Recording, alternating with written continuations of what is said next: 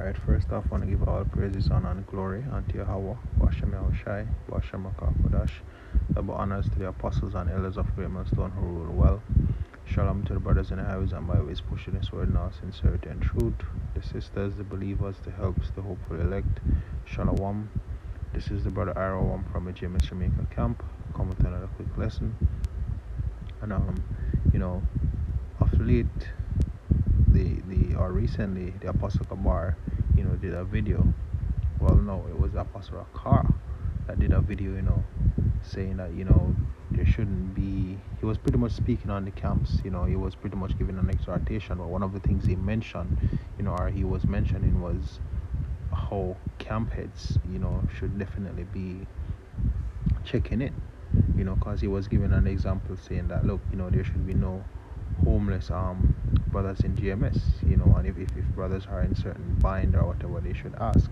And he was speaking on the fact that, this comes up and the apostles ask, how did no one catch this? And the apostle was saying, like, the camp heads will probably say, nobody know, nobody, he didn't say anything. And he was like, look, as camp heads, you should be vigilant, you should be actually watching out for the flock.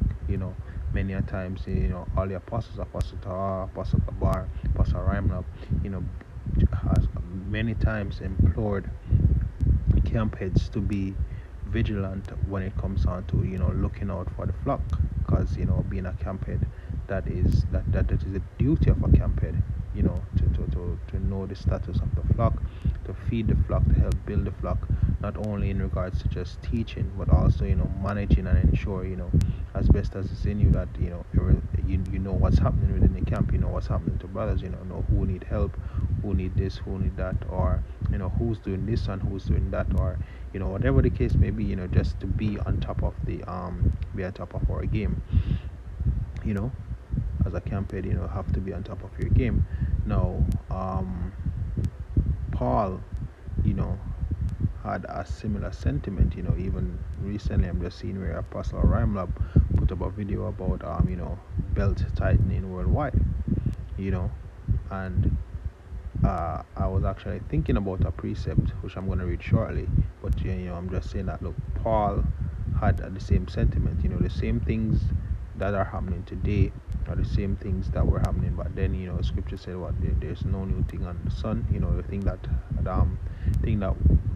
was is that which shall be, roughly paraphrasing. So let me just get this precept real quickly. This is Romans 15 verse 4. It says, for whatsoever things were written aforetime were written for our learning, that we through patience and comfort of the scriptures might have hope.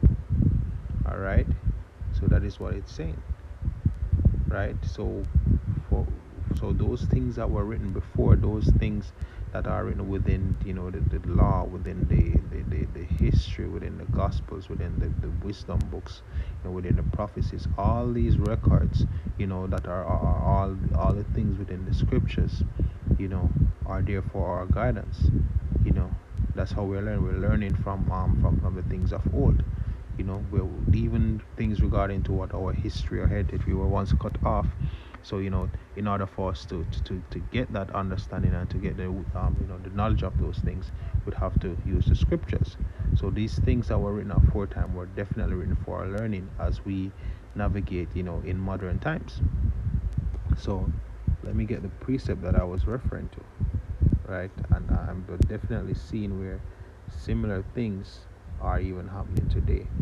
Now, this is Acts 20, and I'll start at verse 26. It says, wherefore I take you to record this day that I am pure from the blood of all men. This is Paul speaking. For I have not shunned to declare unto you all the counsel of God. This is the point, or the point starts here, verse 28. It says, take heed therefore unto yourselves and to all the flock over which the Holy Spirit had made you overseers. So it was talking to the heads of the church, right? Let me read it again. It says, take heed therefore unto yourselves. Let's check out take heed.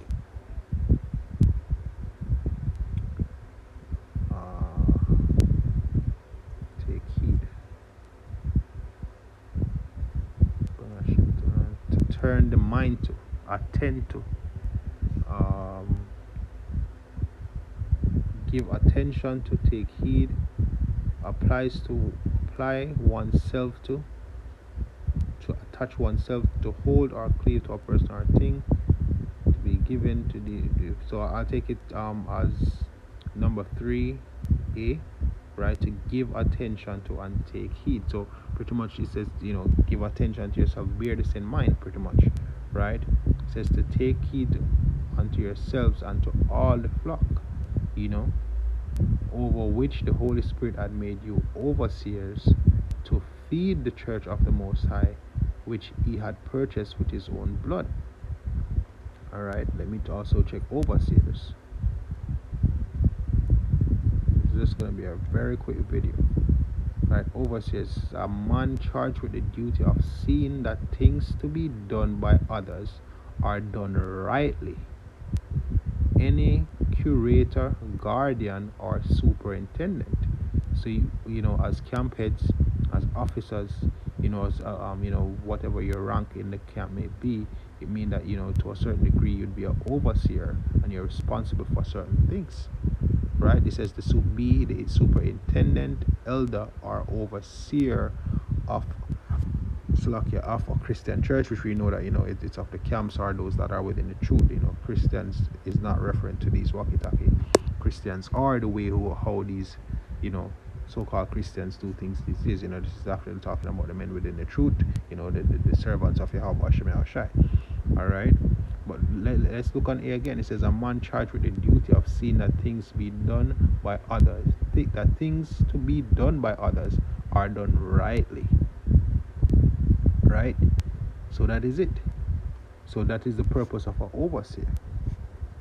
Right? So the overseers of the church, we should feed and also and also guide. Now verse 29, it says, "For I know this, that after my departing shall grievous wolves enter in among you, not sparing the flock." All right, so let's check on. It says grievous wolves shall enter in. So it's referring to new members, and funny enough, if my memory serves me right, I think it's probably about a year or two, or maybe a bit longer, since the the apostles have said what, no new members in GMS, no new members, and maybe a couple of months to a year back, the apostle Todd did a response to a video that Ariella did about using your head for something more than a hot rock, which pretty much he was going into the fact that you had men on the internet that were not a part of camps, that would actually reach out to brothers for money, and they were actually going around to different brothers and asking for money, and it's really a thing where even so they may be new members, and then you have they're just here to actually get something. They're not here because of the ministry. And even you have men prior to that who would come in the truth solely for gain. They see the brotherhood, they see how brothers are charitable towards each other. So they come and they see how they can scrape or get things, or they come to feel validated, or to pretty much big themselves up, or feeling like this is a social club, or feelings validation group, or some base like that, instead of actually realizing that this is the ministry of Yahweh Hashem Yahushai, and our true work is to learn these scriptures, apply them to ourselves as we grow in the spirit, and go out there and teach it, in hopes of receiving mercy and salvation from Yahweh Hashem Yahushai. But guess what? They come for all different sorts of reason, right? So it says, which precept am I reading? Right. So it says, knowing this, that after my departing shall grievous wolves enter in among you, not sparing the flock. Now let's look on the word wolves. Alright, it says metaphorically of cruel, greedy, rapacious, destructive men, and there are a lot of, you have men that come in, and the spirit and the energy that they bring with them when they come in the camp, is way off, because that's what they weren't fully vetted. They weren't vetted properly. Either they came in too quick. They appeared to be one way. They weren't fully tried, and it's it's something that I believe all camps go through at some point in time, where you're just happy that a brother is getting the understanding of things. But after a while, you realize, and that's why the apostles used to say that, look, let them, if a man is sincere, let him stand outside the camp for a certain amount of time, and then after the amount of time, you test them on the doctrine, you watch their behavior, and then afterwards you'll see how they enter in the camp. But that was pre the decree that went for that, look, no new members. So definitely that wouldn't apply now. But back then, it was about vetting. And you can see the word right here, rapacious, which I'm pretty sure the grape doctrine is actually coming to mind based on that word right there, because it is actually linked to it.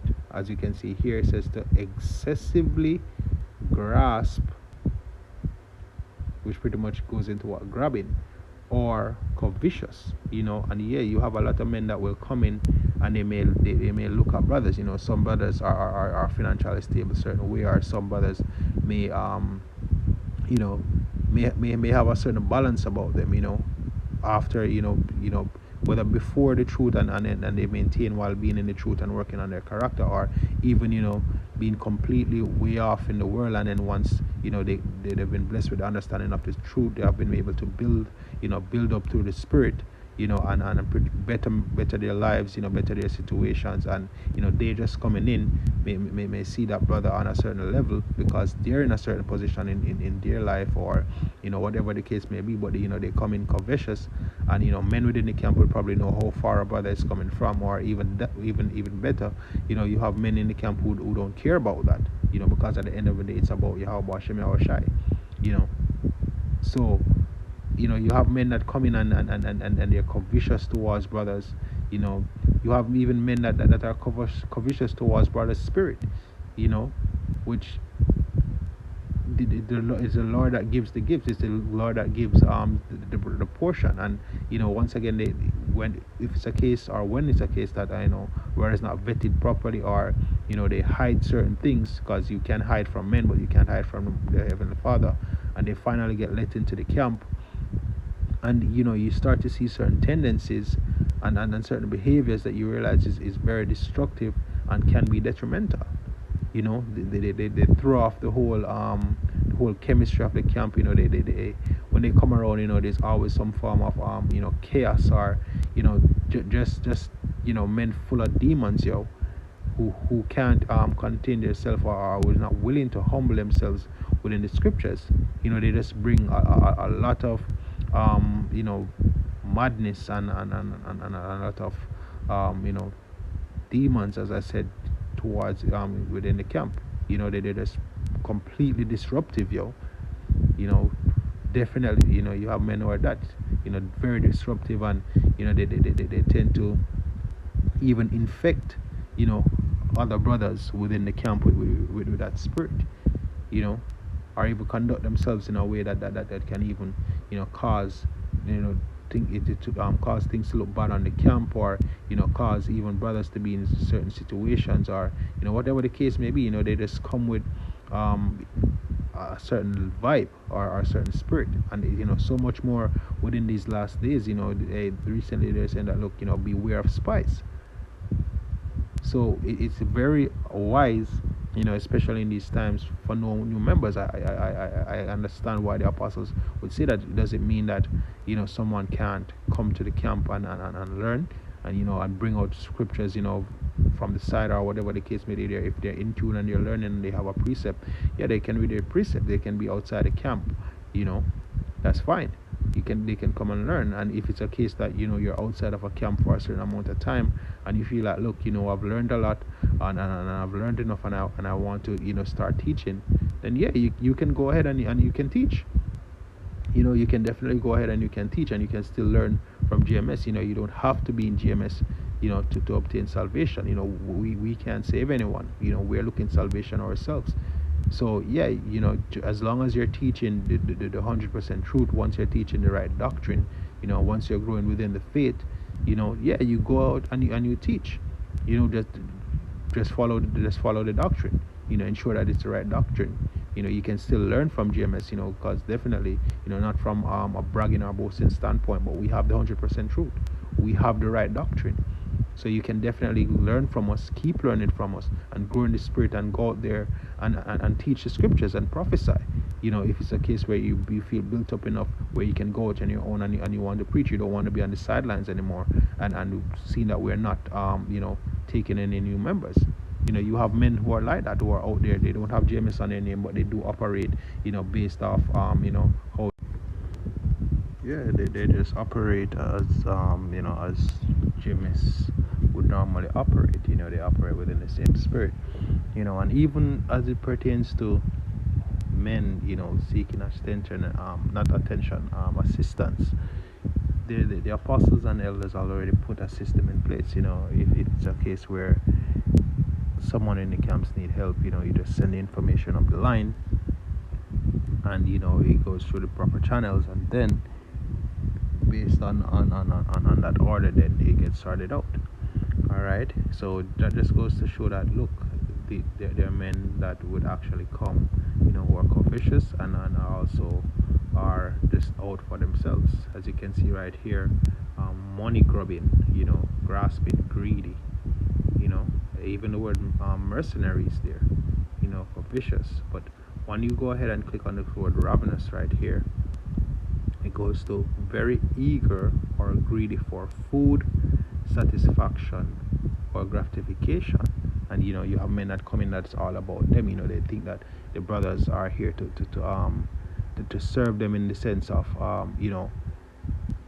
pretty much, how do I put it? They come to leech off brothers. Let me put it like that. It's not so much of them seeking assistance, but it's them coming to see what they can get and how much they can take. And validating their ego. And they don't want to work towards anything. They don't want to and they think like everything should just come easy or just should be handed to them. Whatever it is. So it just goes to show that it's the same spirit from back then are here today. And you have men like that are still within the camps. But that's why the apostles are saying that, look, there's a belt tightening coming up worldwide. And also they definitely been saying there's going to be a house cleaning as well. There's constant they're constantly saying house cleaning of late, which is, I'm guessing, that it's based on reports that they have gotten. It's based on things that they're seeing within the camps. It's based on the spirit of things and how things are operating right now. Men when with some heavy demons and some very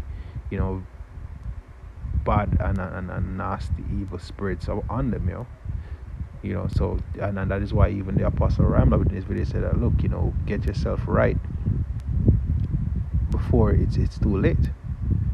Get yourselves right. And definitely I'm praying to Yahweh Shai that I'm within the right spirit, working on myself daily. Definitely goes for all of us. But definitely, there's I'll put it like this: there are obvious men that do obvious things, when you kind of look at it. All right, based on some blatant things that they've been seeing. All right, now let's go to the next part of the precept, which is Acts 20 verse. I was reading 29. Well, I was about verse 30. Salakia. Right, verse 29 says, For I know this, that after my departing shall grievous wolves enter in among you, not sparing the flock.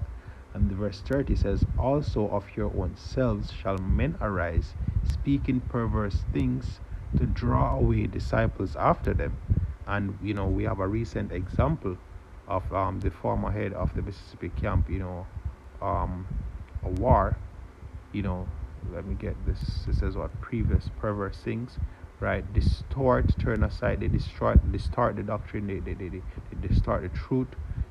Second definition, to turn aside from the right path, to pervert, to corrupt. And they not only are they corrupting the doctrine, but by extension they're corrupting men with the things that they're teaching, and the guidance and the mindset that they're instilling in men.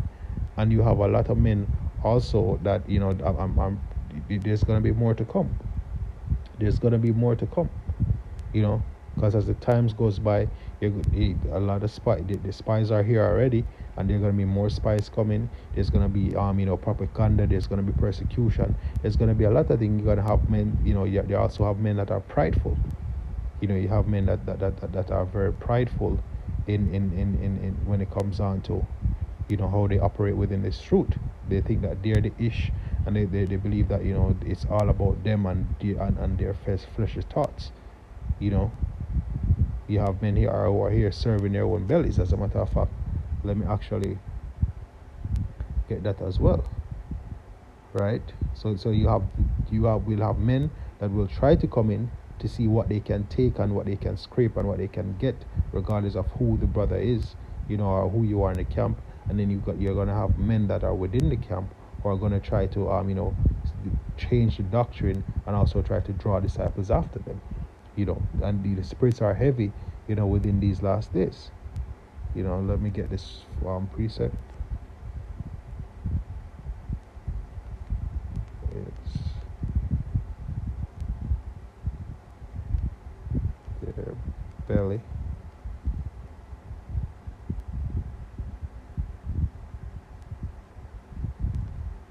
This is Philippians. Let me just read a bit more to get some context. Right, this is Philippians 3 verse 17. It says, "Brethren, be followers together of me, and mark them which walk as ye have walked, and mark them which walk as ye have us for an example." So you have, as I said earlier, you have men that will follow the doctrine, and they have James as an example. Right, verse 18 says, "For many of whom I told you often, and now tell you even weeping, that they are enemies of the cross of the Messiah."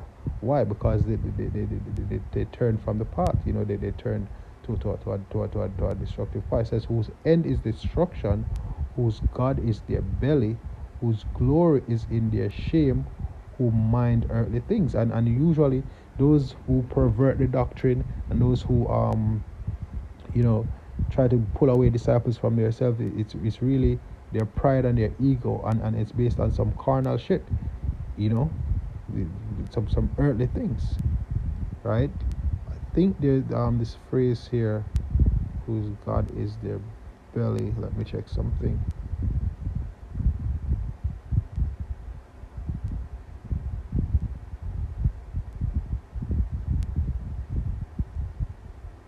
Okay, nothing there. Whose glory is in their shame. Yeah, even Awar, you can see that he's glorying in the fact that in his shame he's speaking perverse things, thinking that he's doing something good. Alright, existed upon earth, terrestrial, earthly.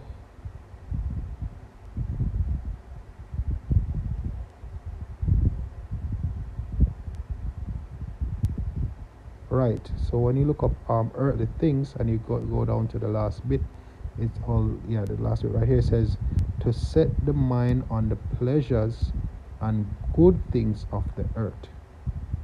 Right, down here it says, the wisdom of man liable to error and misleading, and it gives a reference for James 3 1 to 5. It says, "This wisdom descended not from above, but is earthly, sensual, devilish." So you have a lot of men who after being in the truth, they turn to